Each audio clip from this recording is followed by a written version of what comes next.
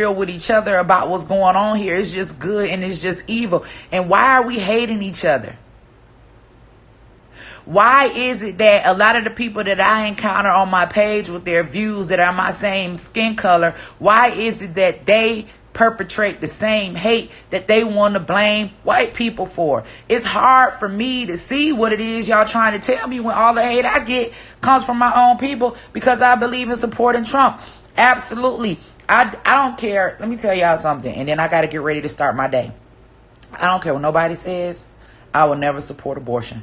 I am a mother that has given birth to 5 children. I know that it is a baby. I know that that child is going to have a life that is totally separate from me. You can have a baby today and die tomorrow. That child still is going to have his own life and still have to live and grow without you. There is no way that I would ever support any party that believes in aborting our future, because here is my thing. We will not live forever.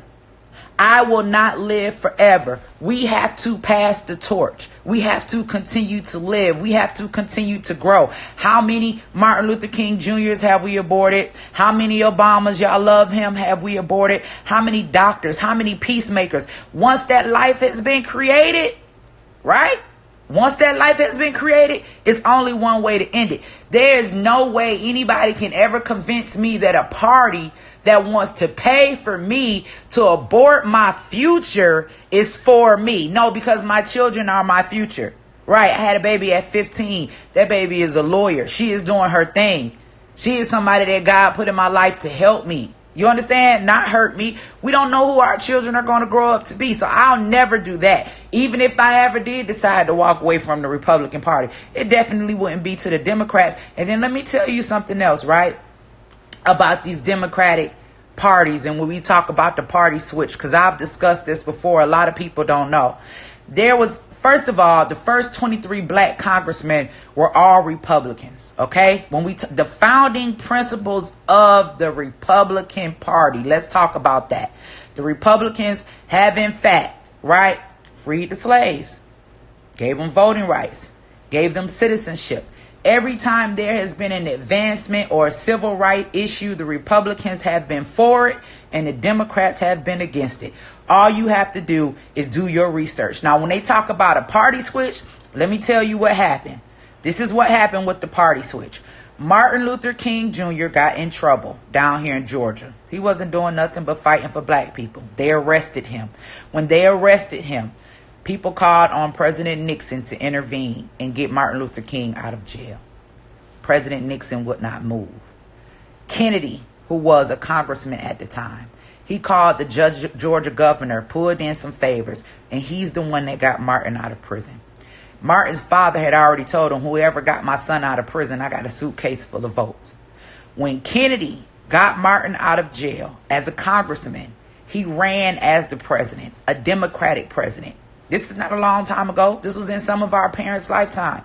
And that is when the supposed party switch happened and everybody followed Kennedy. But let me tell you something else, right?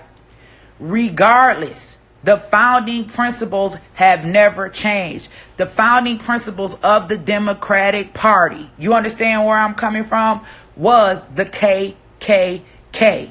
Okay? You cannot tell me that you are for black people if you support an organization, Planned Parenthood, that has put the majority of their abortion clinics in minority areas. You cannot tell me that you are for the advancement of minorities. You cannot tell me that you are for the advancement of minorities when you support, for one, the Clintons. Now, let's be for real about Hillary and her husband, Bill. We know that Bill was the one that passed Joe Biden's crime law, right? That crime bill, that 90s crime bill, that 3 strikes you out. The reason why a lot of you watching now probably grew up without fathers. Because your fathers or your granddaddies were in prison. Or a lot of you grew up without your brothers or your cousins or your people because they're locked up behind the Clintons. Remember that famous speech? We were all super predators that need to be brought to heel, right?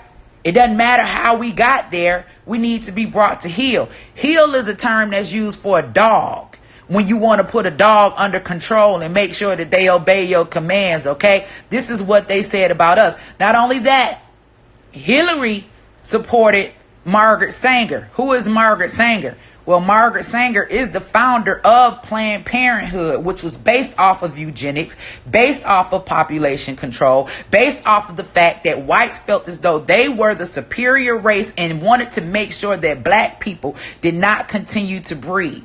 So with abortion, right, the best way to get rid of a nigga is to kill him before he's born. Now, when we're talking about oppression and when we are talking about racism, tell me how racist is it to end someone's life before they even have a chance to live? So a lot of what we see, and listen, Hillary was her biggest supporter. All you got to do is go look it up. Margaret Sanger's own words were, black people are like weeds that need to be exterminated. We're not even going to talk about her ties to the KKK. All you have to do is go research, even research Title X funding, which President Trump, right, just ended. There's a clause specifically in Title X funding that says it is to pay for the abortions of low-income people, right, living in low-income areas, that or people that do not have health insurance. Excuse me, but who are they talking about?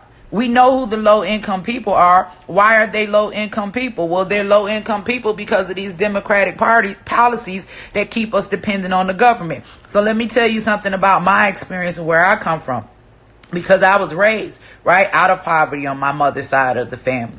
And I grew up with cousins that ended up having babies young, and everybody got stuck and dependent on a government system because they got approved for Section 8. And then when they got approved for Section 8, Section 8 told them, okay, we'll take care of you and you'll pay rent, but your man can't live here. So then there it was, that family was separated. See, that was a form of family separation right there. How is it that I'm a black person, I'm struggling, I'm a black mother, and I have a child? What if the father of my child is in school? What if he is trying to not be on these streets and not sell drugs so he can be home and help me raise my kids? So you tell me you take care of me, but you're not going to help me if my baby daddy lives with me. So that was the first form of family separation. So then not only that, let's talk about Section 8 again. They tell you you can only make a certain amount of income. So even if I am receiving welfare food stamps, I can only receive that if I make a certain amount of income. So 9 times out of 10, a single mother like myself was at one time dependent on government system, right? I'm afraid because I'm thinking, well, what if I get this job? Or what if I get fired? Well, what if I lose my benefits? How am I going to take care of my children? How am I going to go from paying rent that's $35 a month to paying rent that's $3,500 a month? So you got me stuck. Right? And then even if I do begin to make more money, I'm doing it on the side. It's a side hustle. I can't let you know. So there I am opening up the doors for me to go in prison based off of what? A crime of survival. Because I think I'm outsmarting the system. But the system is outsmarting me. See, they're smarter than any of us could ever be. So let's go back to those policies, right? Welfare, Section 8. So you put the black man out of the house. And then they create child support, right? Which enforces the black man to take care of these children. And he has to pay child support even if he does not have it. Right? I'm all for men standing up and taking for their kids. And some of the females might get mad with me right now, but let's just tell the truth. Even if the man does not have it. So let's say if he did have a job and he's struggling or whatever, they lock him up. They put him in jail. So now he's arrested. Guess what? He loses his job while he's sitting in jail. Not only does he lose his job, his license is suspended. So even if he has a job, right, that requires for him to drive, now he's lost his driver's license. How is he going to get back and forth to work? How is a black man going to survive when you're taking them? Even you said he can't live in the house with you. So obviously he's somewhere else. He has to pay his own bills because of Section 8. How is he supposed to pay you and still survive on his own, right, without a side hustle? If he's not a man that's rich or affluent. We're just talking about the regular, everyday black male. So now you got him caught up. Right. So now he out here with his side hustle. Because guess what? He may be a black man and he may not be all that, but he may want all for his children. And we're not even going to get into the women that use the children as a pawn. We're not even going to talk about you that want to be able to have a choice to say, okay, I can kill this baby if I want it. But if the daddy don't want the baby, you're going to take him to court. They're going to make him take care of the baby. Even if it was another situation going on, we're going to completely ruin his life and they're going to make him be responsible. So why do we feel as though women shouldn't have to be responsible? It's time for us to wake up. Black people need to be financially free. I didn't get off. Guess when I got off of welfare? After I convicted a felony and got out of prison and they told me I was denied because I was a convicted felon. So here I am, a single mother that's been released from prison. I have all of these children. You're telling me that I cannot get certain benefits because I'm a convicted felon. Nobody wants to give me a job because I'm a convicted felon, right? What are my options? Because a real mother is not going to sit back and watch her children suffer. So what am I going to do? We talked about recidivism in prison being a revolving door. You telling me I'm free, but I'm not really free because I got to walk around with this tag on my forehead. So when I got out of prison and you told me that I was denied and I'm sitting there and I'm looking at my babies because their fathers are in prison. And when the fathers are in prison, you don't get child support, even though that child support continues to run up on that man when he was in prison. You'll be surprised how many men get out of prison, right? And can't even get started in life because they owe $50,000, $60,000, $70,000 in child support, right? So I'm out. You telling me I can't get government assistance because I'm a convicted felon? I don't have any support. So guess what I do? I get up off my ass and I start my own business. And no, it wasn't hard. I didn't have to go back to school. I didn't have to get an education, although I have.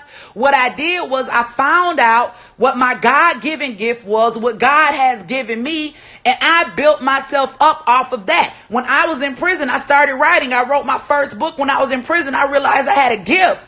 So when I got out of prison, and these people are telling me, no, we're not going to hire you. And these people are telling me, no, you're not going to get any government assistance. And the fathers of my children are asking me, what do you want me to do? I'm in prison. I can't even provide for myself. How am I supposed to help you? I had to get up off my ass and make it happen. I went and took a class that taught me how to start a business. As of today, I am financially free. I don't need the government for anything. I'm teaching other people how to be financially free. So for the majority of our people that are stuck in that system, it's because they have gotten complacent.